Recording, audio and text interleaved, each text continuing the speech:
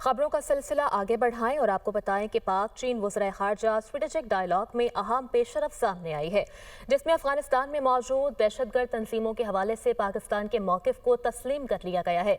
मुश्तरका एलामिया के मुताबिक अफगानिस्तान में सरगर्म दहशतगर्द तंजीमें न सिर्फ खित्ते बल्कि आलमी सलामती के लिए भी संगीन खतरा हैं और अफगान सरजमीन से दूसरे ममालिक में दहशतगर्दी की कार्रवाइयाँ की जा रही हैं, जिसके खात्मे के लिए मुसद्दिका और मौसर इक़दाम ज़रूरी हैं। एलामिया में चीन, पाकिस्तान और अफगानिस्तान के वज़ीर ख़ारजा के दरमियान बाकायदा डायलॉग रखने का फैसला भी किया गया, जबकि अफगान मसले पर राब्ते और बातचीत जारी रखने पर इत्तेफाक हुआ है।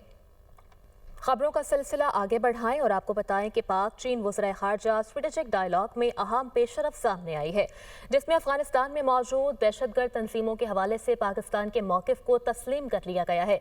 मुश्तरका एलामिया के मुताबिक अफगानिस्तान में सरगर्म दहशतगर्द तंजीमें न सिर्फ खित्ते बल्कि आलमी सलामती के लिए भी संगीन खतरा हैं और अफगान सरजमीन से दूसरे ममालिक में दहशतगर्दी की कार्रवाइयाँ की जा रही हैं, जिसके खात्मे के लिए मुसद्दिका और मौसर इक़दाम ज़रूरी हैं। एलामिया में चीन, पाकिस्तान और अफगानिस्तान के वज़ीर ख़ारजा के दरमियान बाकायदा डायलॉग रखने का फैसला भी किया गया, जबकि अफगान मसले पर राब्ते और बातचीत जारी रखने पर इत्तेफाक हुआ है।